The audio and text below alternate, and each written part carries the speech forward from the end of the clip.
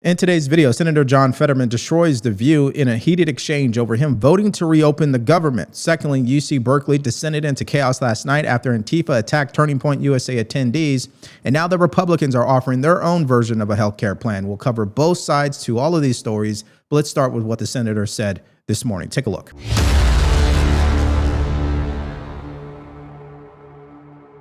Good morning, Senator. So you were critical of this shutdown from the outset, saying it never should have happened, never should have come to this, even at times criticizing your own party. So I want to ask you, why did you ultimately decide to support this agreement? And where do you stand on the growing number of Democrats who are calling for Leader Schumer to step down in light of the shutdown deal?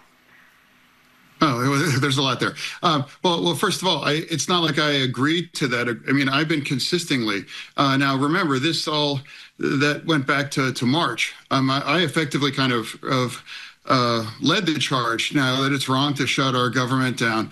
And then enough of us realized that that's just too risky and that's too much chaotic. And then we kept it open. And I know there was a lot of backlash for that. And I declared back then, we'll be right back in the end of September. And I will be there too, because it's fundamentally the wrong thing. When you're confronting mass chaos, I don't think you should respond with more chaos or fight with more chaos. It's like, we need to be the party of order and logic and now respond in a way. And now I refuse to weaponize the SNAP benefit for 42 million Americans, that rely on feeding themselves and their family. Okay, so number one, this is another prime example of Senator John Fetterman being the voice of reason in his party. I mean, he's becoming a rare breed over there, okay? Sooner or later, they're going to attempt to primary him, no question about that. Secondly, The View continues to operate from a state of being overly emotional about everything. We know how they feel about the president. Reason and logic is not located on that show whatsoever, and everything is about Trump, Trumpity, Trump. So I applaud the senator for telling the truth about this. You don't deal with chaos by being chaotic yourself. I mean, it's just common sense, right? Well, don't tell Sunny Hostin that, because here was her response. Take a look. Why give in now? Why bring a butter knife to a gunfight? Are you willing to gamble that the GOP will negotiate on health care in good faith once the government reopens? Because if that gamble is wrong, 500,000 Pennsylvanians that you represent, their health care costs will skyrocket if you are wrong. And I believe you are wrong. Well, first of all, MTG is quite literally the last person in America that I'm going to take advice or to get their kinds of my leadership and values from. And now if Democrats are celebrating crazy pants like that, then that's on them. And now I don't need a lecture. I don't need a lecture from whether it's Bernie or the governor in California, because they are representing very deep blue kinds of populations. And a lot of those things were part of the extreme. And now remember, what really needs to win, the big win, is involving my state and other states and those things. And why have we arrived here after the election a year ago? We got to forget some of the things that cost us that election. Or now, for me, it's like, that's why I'm trying to remind people that kinds of the extremism, we can't return to those kind of things and realize we need to find a way forward.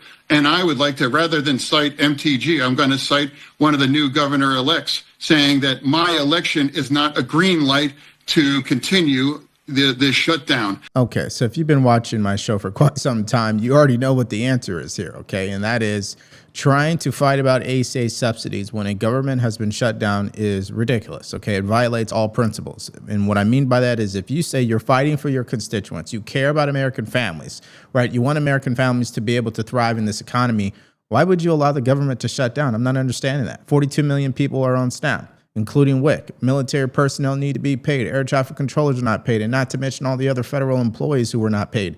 And they missed 2 paychecks, by the way. So just imagine missing 2 paychecks, and then your elected representative is talking about fighting for you, but continues to encourage a government shutdown.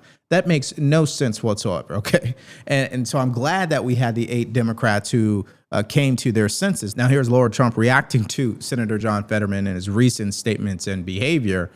She says something stunning about him. Take a look. Do you think he is someone, if he stays a Democrat, Laura, who could pull away some of those working class voters who have gravitated to Donald Trump, President Donald Trump's Republican Party?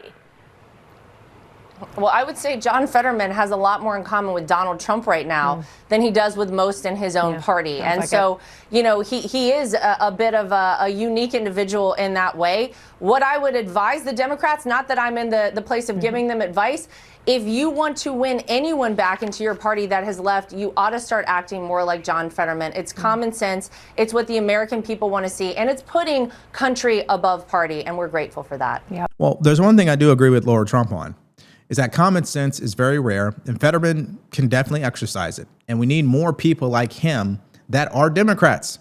I'm not a Democrat. I don't support Democrats. But I don't mind if I'm going to disagree with someone, it'd be someone like Fetterman who's willing to exercise common sense or, at a minimum, agree to disagree. That's what we need more of from our representatives, not this heated rhetoric and them catering to the fringes.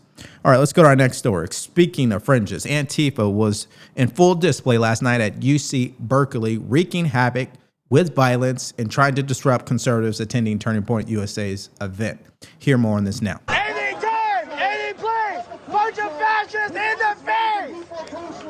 This is a chaotic scene outside of the final Turning Point USA campus tour this week at UC Berkeley. Multiple arrests last night as crowds gathered outside the event chanting and setting things on fire. News Nation's Jorge Ventura was in the middle of all of that, there for it, and joins us now with the latest. There were arrests. Were there injuries? What happened? Really, Marty, we saw a little bit of everything, some chaotic scenes with protesters and local law enforcement here. Last night was TPUSA's final college tour stop. It was also a symbolic night for the conservative student organization. Monday marked 2 months since Charlie Kirk's assassination, and last night's event did draw a huge crowd, around 2,000 people attending the America Comeback Tour, but that event also drawing large crowds of protesters. We saw students and activists gathering right outside the venue, calling for the university to shut down the TPUSA event altogether, and tensions escalated quickly. We saw a bloody brawl break out between a TPUSA supporter and a couple of protesters. One of the men could be seen actually just bleeding from the head almost nonstop as authorities went in there and moved the arrest. It reminds me financially what's wrong with this country. You have to think about the interest rates at this point. You've got to think about how high inflation has become. And you also have to think about your financial future. You think they care about your financial future, your retirement plan? Absolutely not. All you need to do is look at the results. What is the price of gold right now versus the value of the dollar? That's why I encourage you guys to reach out to Lyric Capital. It's exactly what I recommended my mother-in-law to do. She was worried about her money. She was worried about the cost of living. And she does live in California, by the way. And what she was going to do moving forward with her retirement. So she wanted to take matters into her own hands, and she wanted to speak to people that could be trusted. That is Lyric Capital. You want the education on how to take your hard-earned cash and put it into precious metals investing. Lyric Capital is the people to talk to. So the bottom line here for me is that with all this uncertainty, reach out to my friends at Lyric Capital so they can show you how gold or silver can help you. And right now, as a special, they're offering $20,000 bonus in gold or silver on a qualified purchase.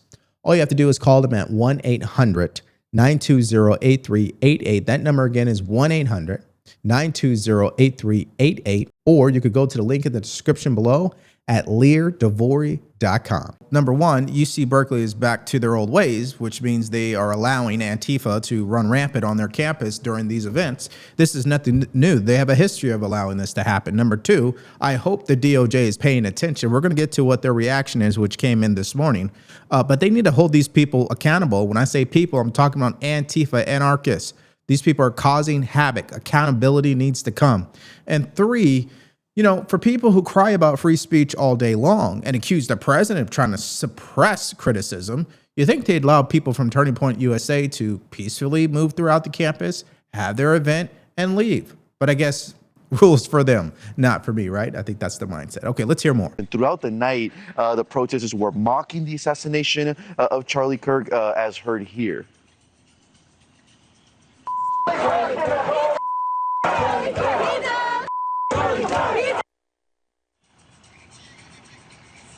News Nation cameras also capturing a couple of additional arrests made by officers behind that barricade.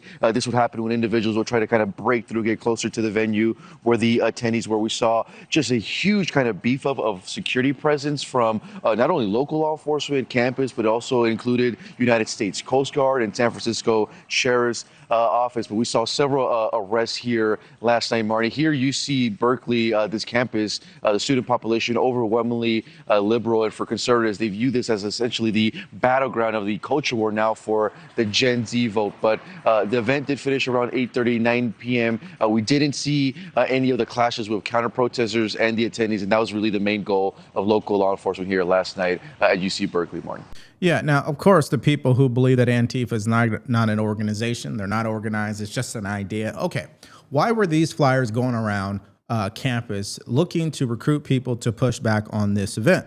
Quote, the violent Antifa attack at UC Berkeley on the Turning Point USA was organized by the Violent Outsider Antifa group. By any means necessary, the group was involved in organizing prior Antifa attacks on the campus and the city. And here are just a couple of flyers that were put up. Let me zoom out so you guys can see this for yourself. One was titled, End Fascist, Turning Point's Youth-Oriented Campaign of Incitement to Violence. Wow, okay. And then let me focus on the bullet points here. It says that protest Turning Point, to make clear, it is a white nationalist, neo-fascist organization. Also, Donald Trump's program for a fascist America must be defeated here and now at UC Berkeley.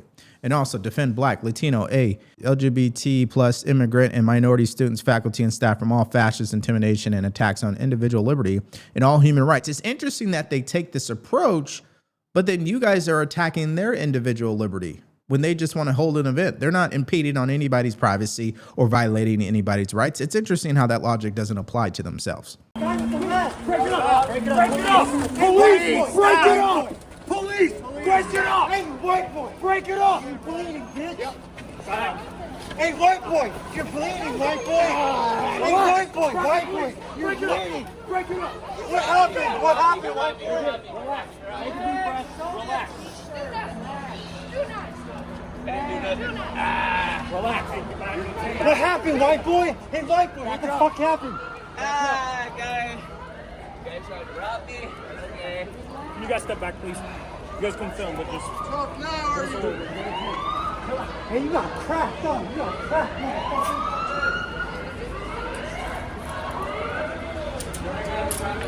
Give me the other hand. Give me the other hand. Can you please move away from me? What's that? Hey, white boy, do you want to tell us what happened?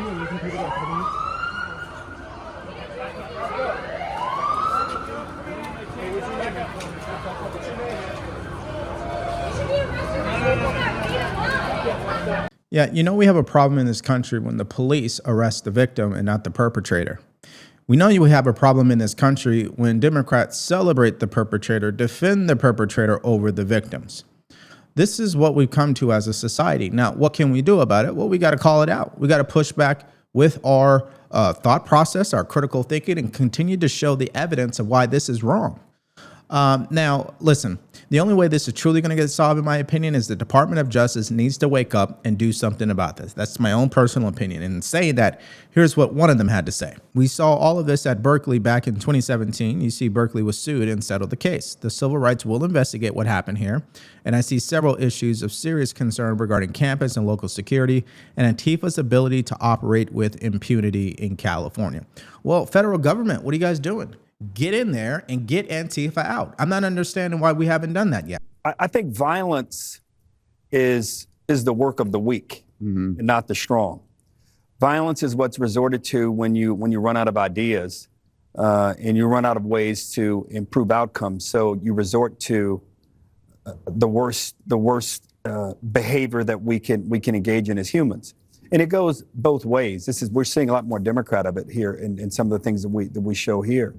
I do think, Greg, that we've reached a point where honoring differences and respecting differences of opinion, we've got to do a better job. But we have to be willing, and you talked about Bill O'Reilly and some of the books that he's written. We have to be willing to say when things are right and when things are wrong. I'm not talking about this segment here, but anti-Semitism and racism and violence are just wrong. And we have to be willing to teach that and explain that And some people say, why do you have to explain that violence is wrong? Because some people don't know that violence is wrong. Why do you have to explain that anti-Semitism is wrong? We're having a huge brawl in this country, not just in the Democratic Party. Republicans are faced with this unbelievable diatribe right now against Israel and against Jewish Americans. So we have to be willing as a society, put aside the political labels and say when something is right or wrong. Now, I agree with Harold Ford Jr., but we have to also understand who we're dealing with. These are individuals who don't care about what's right or wrong. They only care about chaos at this point as a reaction to the Trump administration. Nick Sorter, investigative journalist, put this up on X, breaking the Department of Justice have formally notified UC Berkeley they're launching a full investigation into the university after they failed to protect conservatives attending Turning Point USA's event last night. Quote, mob assault and thuggish intimidation of attendees exercising their First Amendment rights are unacceptable. Here's the letter from the Department of Justice to Berkeley. So let's screw the letter. Let's screw, can you conserve evidence? Let's go ahead and just cut the funding, okay? Let's hit them where it hurts. You guys want change? You got to do some radical things. Cut federal funding from these universities who continue to allow Antifa to run rampant. Seems like an easy solution to me. It's funny how quick they were to cut funding regarding anti-Semitism, but they're not quick to cut funding when Antifa is doing things like this and actually violently assaulting people. I think that's an interesting conversation to have. Some late breaking news from the Supreme Court on SNAP benefits. Good evening, David. Brett, good evening. That's exactly right. We're waiting for some reaction from the White House. We're told that the Supreme Court extended its temporary pause on the Trump administration sending out those SNAP benefits to more than 40 million Americans, meaning that this is a temporary victory for the White House. They do not have to send out these SNAP benefits that many count on until at least 11:59 p.m. on Thursday. But it is possible the shutdown ends by then. It looks like it's moving that way. But of course, Brett, in Washington, D.C., in 2025, nothing is done until it's done. That is absolutely correct. As we've been saying all day today, the government is still shut down. I mean, you still need House representatives to be in session, which they will be tomorrow, and they will hold a vote. It's not guaranteed that vote will be in favor of opening up the government as far as a simple majority is concerned. We're going to find that out tomorrow. And even if they were to vote tomorrow, the government realistically still won't be fully open, and people are not going to receive their SNAP benefits immediately. It just doesn't work like that. It's a huge delay in the process. So, of course, the innocent American citizens who are on SNAP because they truly need it have been hurt because of Chuck Schumer and this pointless shutdown that they weaponized. And so here's Stephen Miller talking about that very fact. Take a listen. It's not even worth talking about, but the Schumer shutdown, I mean, the whole thing was pointless. It was just a waste of time, caused a lot of angst, chaos everywhere, Steve. Now, that's behind us, okay? I guess my question is, for you all, what's next? What happens next? Well, I mean, first of all, it was worse than pointless, Larry. It was cruel. It was capricious. It was dangerous. It was radical. It was extreme. The Democrats shut down the government in a failed attempt to extort $1.5 trillion for their pet projects, including, as has long been documented in black and white, full funding for health care for illegal aliens for several hundred billions of dollars. They resulted in, as a consequence of their shutdown, massive flight delays for the American people, huge impacts on public safety, federal workers going without pay, people who are living paycheck to paycheck, not being able to make ends meet. This was a Democrat sabotage of the Trump economy that has brought record prosperity to the American people. The Democrats, as President Trump has said, are acting as kamikaze pilots, trying to hurt America and to hurt Americans solely because they cannot stand how successful this administration has been. Okay, so two things. This administration will be judged when it comes to success based on how people feel about the economy. What is the old adage? It's the economy, stupid. I mean, that is the ultimate judgment for this president. He could do everything under the sun, but if he does not improve the economy, nobody's going to care about what he did with Israel, Iran, Ukraine, the Congo, Christians in Nigeria. All of that will be an afterthought, okay? I mean, that's just the reality of the American voters, okay? Secondly, he's spot on about this. The Democrats literally weaponize this government shutdown. And some voters actually see that, by the way, and I'll give them credit. Not everybody in their base is radical, okay? Some of these people are seeing right through this nonsense. Now, as far as healthcare is concerned, because that is the next talking point here, that is the next huge debate coming down the pipeline. Here is what the president said last night about his plan for health care. Take a look. The president, in an interview on Fox last night, offered his own plan. Call it Trump care, call it whatever you want to call it, but anything but Obamacare. Trump's talk of nixing the Affordable Care Act isn't new. So just a yes or no, you still do not have a plan? I have concepts of a plan. I'm not president right now. Fast forward to this week. I want, instead of going to the insurance companies, I want the money to go into an account for people where the people buy their own health insurance. It's so good. The insurance will be better. It'll cost less. Everybody's going to be happy. They're going to feel like entrepreneurs. They're actually able to go out and negotiate their own health insurance. Now, let's understand something. Any healthcare proposal or new policy that doesn't have this number one solution, a part of it, is not a real one. And that is breaking up the healthcare monopolies. What do I mean by that? Remove hospitals from continuing to buy up smaller hospitals.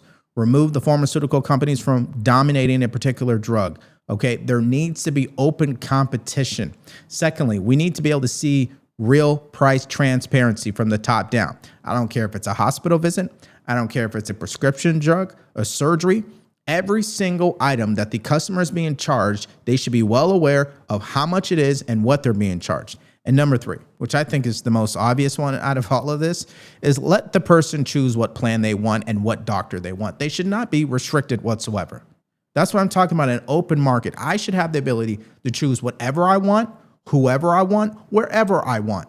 Give the power back to the people, and then we're going to be able to see costs come down. I think those are three common sense solutions. You guys let me know if you agree in the comments section below. We've got plans out there that'll work, I believe, if we could just get them to the table. I think we've had enough hearings. I think we need to just start bringing stuff to the table and start voting on it. That's what America elected us to do. And I think both parties would have to suck it up a little bit. I think Right. Everybody talks real tough on this issue, ma'am, but nobody wants to do anything about it. In reality, the leadership's afraid of it. They want to kick that can down the road, but the American public is suffering in both parties. Poor folks, black folks, white folks, everybody's suffering under this system, and we can do a whole lot better. Now, did you hear the key point of what he said? Both sides want to kick this can down the road. I keep screaming about this every single day. These people in Congress are not serving the American people. They do not want to solve these hard issues. They do not want to treat the root cause to our problems. They'd rather treat the symptoms. It's easier to do that. In fact, I would call it lazy. I would wish that we could just elect someone who would say, you know what, screw it. I don't care about my political future. I'm going to do the hard right. That's exactly what needs to happen with healthcare. It's exactly what needs to happen with certain other areas in our country as far as education is concerned, as far as immigration is concerned.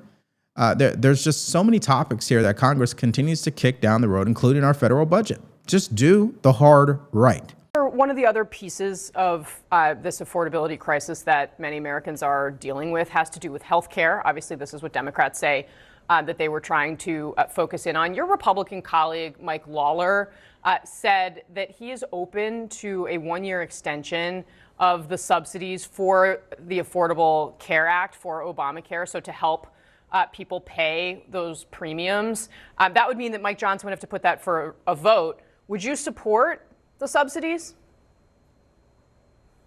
I would like to see to fix the program, ma'am. It's not working if we're having to put trillions. So you don't want to have extend the subsidies in the meantime. I would prefer not to. I'd prefer to fix it. I would prefer to fix it and give the American public a decent program, one that they can actually shop around with, one that's affordable. So bottom line to this particular update where we hear the Supreme Court ruling in favor of the president and healthcare, gearing up to be the next huge debate about to occur on Capitol Hill, I just continue to hope that they will do the right thing for once, okay? Because what they've done with these ACA subsidies, what they've done with Obamacare has not solved the overall problem, which is that healthcare in America is not affordable because they have allowed monopolies to occur. They've allowed back end or backroom deals between these insurance companies and healthcare providers where they're getting kickbacks and making more money. They're not actually doing right by the American citizen. So let's hope people like Tim Burchard has the voice and the support to make some real changes. Let's hear from you guys in the comment section to these stories that we talked about in this video.